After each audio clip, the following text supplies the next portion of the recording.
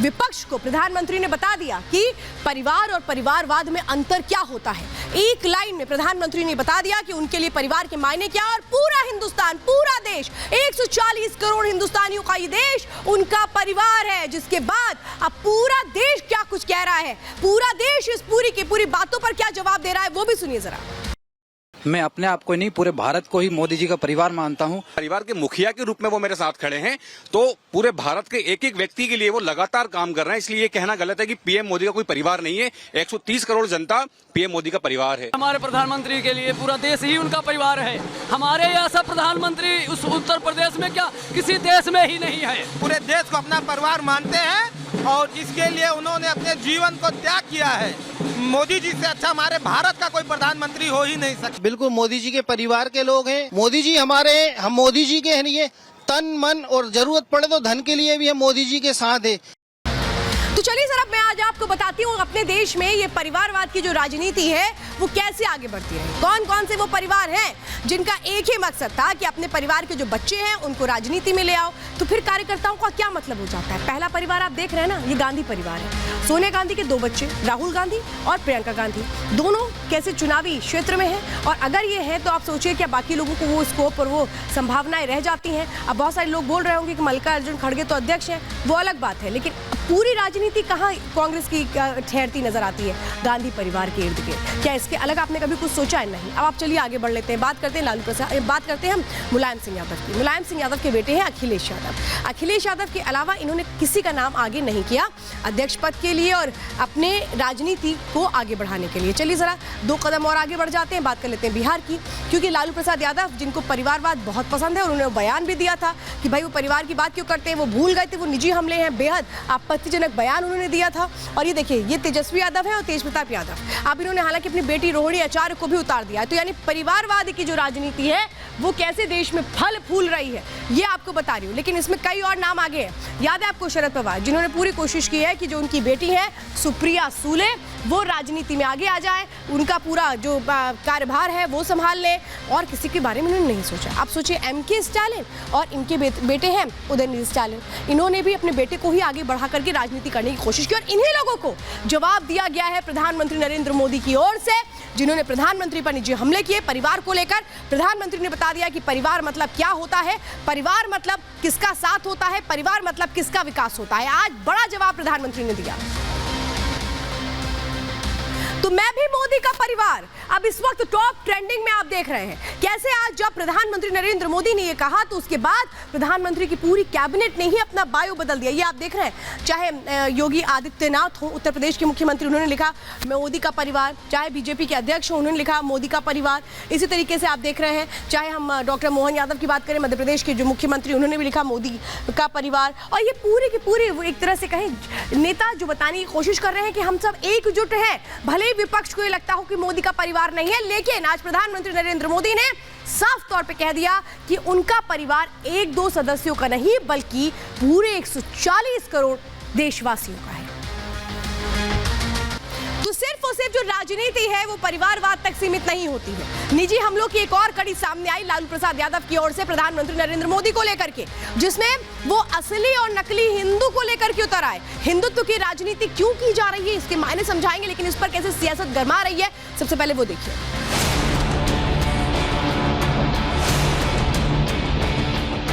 राम भारत की चेतना है, राम भारत का चिंतन है। ये मोदी क्या है मोदी, और तुम हिंदू भी नहीं है। अरे भाई, सिंडी गठबंधन के लिए कोई भी हिंदू नहीं है। मोदी जी आपको धोखा देना यही गारंटी है। अरे मंच पे राहुल गांधी बैठे हुए थे, नहीं दिखे? पारसी पिता ईसाई माता के पुत्र हिंदू नहीं हैं। नफरत के बाजार में मोहब्बत की दुकान खोलते हैं।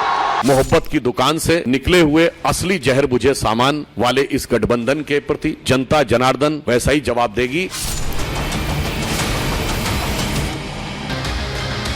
तो ये तो आपने सुना, लेकिन अब मैं आपको आपको बताती हूँ अंदर की खबर कि जो विपक्ष है वो हिंदुत्व कार्ड क्यों खेल रहा है। वो विपक्ष जो इस तरीके की राजनीति तो करता नहीं था, लालू प्रसाद यादव तो कभी भी इस तरह की राजनीति नहीं करते आए, उनके लिए तो सिर्फ एमवाई फैक्टर ही इंपॉर्टेंट था, लेकिन अब ये क्यों हो रहा है ये आप समझिए। दरअसल राम मंदिर की प्राण प्रतिष्ठा से जो विपक्ष है वो डर चुका है, क्योंकि प्रधानमंत्री मोदी का ग्राफ किस तरह से बढ़ा, हर तरफ एक तरह से कहें कि प्रधानमंत्री नरेंद्र मोदी की उन बातों को लोगों ने आत्मसात किया, इससे डर गया विपक्ष। इंडी गठबंधन को वोट खिसकने का डर सताने लगा है।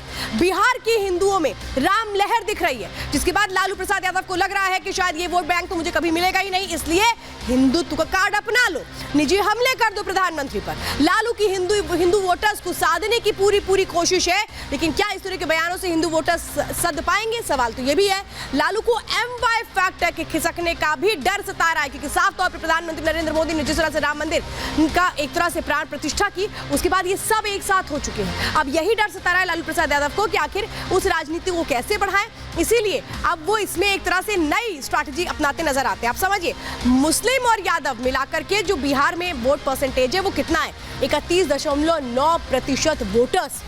बिहार में 81.99% हिंदू आबादी मौजूद है। इसी को अपने साथ लाने की कोशिश करे लालू प्रसाद एंड फैमिली।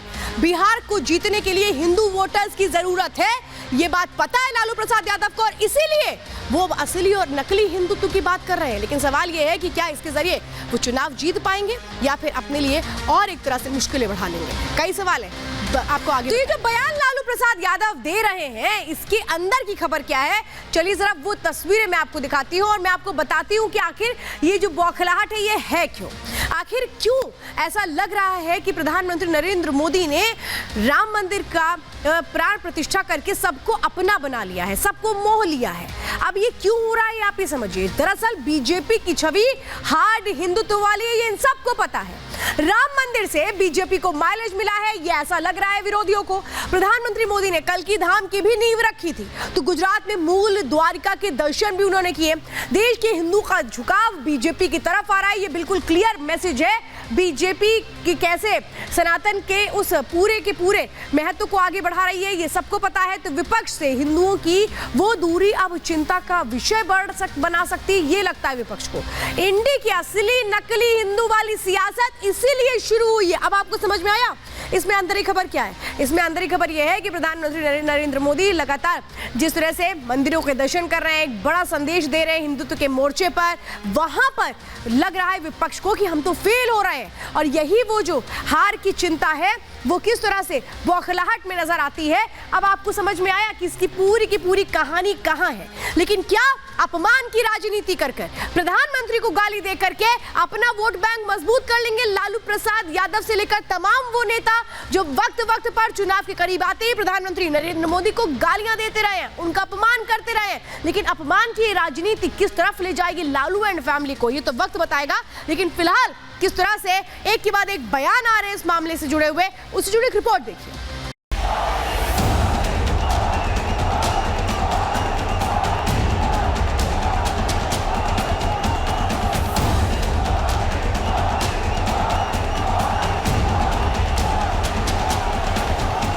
2024 चुनाव से पहले विपक्ष ने वही गलती दोहरा दी जो 2019 चुनाव में हार का कारण बना था। उस समय राहुल गांधी थे, इस बार लालू यादव है। तब राहुल ने प्रधानमंत्री मोदी पर टिप्पणी करते हुए चौकीदार चोर है का नारा दिया था, जिसके जवाब में देश की जनता खड़ी हो गई और मैं भी चौकीदार का नारा गूंज उठा था। चौकीदार चोर है नारा है, चौकीदार चोर है सच्चाई है, और चौकीदार चोर है रियलिटी है। मैं भी गली में। अब लालू यादव ने भी पटना में इंडी गठबंधन की पहली रैली में प्रधानमंत्री मोदी पर व्यक्तिगत टिप्पणी कर दी। फिर क्या था, प्रधानमंत्री ने लालू यादव सहित पूरे इंडी गठबंधन को बता दिया कि उनका परिवार व्यक्तिगत नहीं बल्कि पूरा देश है। प्रधानमंत्री ने मेरा भारत मेरा परिवार नारा दिया। 140 करोड़ देशवासी यही मेरा परिवार है। मेरा भारत मेरा परिवार, यही भावनाओं का विस्तार लेकर के मैं सपनों को संकल्प के साथ सिद्ध करने के लिए आपके लिए जी रहा हूं, आपके लिए जूझ रहा हूं और आपके लिए जूझता रहूंगा। लालू यादव की टिप्पणी पर सिर्फ प्रधानमंत्री मोदी ने ही जवाब नहीं दिया, बल्कि देश की जनता भी प्रधानमंत्री के अपमान पर गुस्से में दिखी। देश की जनता ने इंडी को बता दिया कि प्रधानमंत्री मोदी उनके परिवार का हिस्सा है। मैं अपने आप को नहीं पूरे भारत को ही मोदी जी का परिवार मानता हूं। लालू जी के कह देने से ये कुछ नहीं हो जाता कि वो उनका परिवार नहीं है। मैं अपने आप को पीएम मोदी के परिवार का हिस्सा मानता हूं और मैं ही नहीं, मुझे लगता है कि देश की पूरी 130 करोड़ आबादी अपने आप को पीएम मोदी का परिवार का हिस्सा मानती है। हमारे प्रधानमंत्री के लिए पूरा देश ही उनका परिवार है। हमारे ऐसा प्रधानमंत्री उस उत्तर प्रदेश में क्या किसी देश में ही नहीं है। लालू यादव प्रधानमंत्री पर व्यक्तिगत टिप्पणी करने के बाद भी नहीं रुके। उन्होंने मोदी को नकली हिंदू तक बता दिया। ऐसा इसलिए क्योंकि मोदी ने राम मंदिर की प्राण प्रतिष्ठा और कल्की धाम की शिलान्यास के बाद समंदर के बीच द्वारकाधीश के दर्शन कर सनातन के इतिहास में अपना नाम दर्ज कर दिया। ये मोदी क्या है? मोदी कोई चीज है क्या?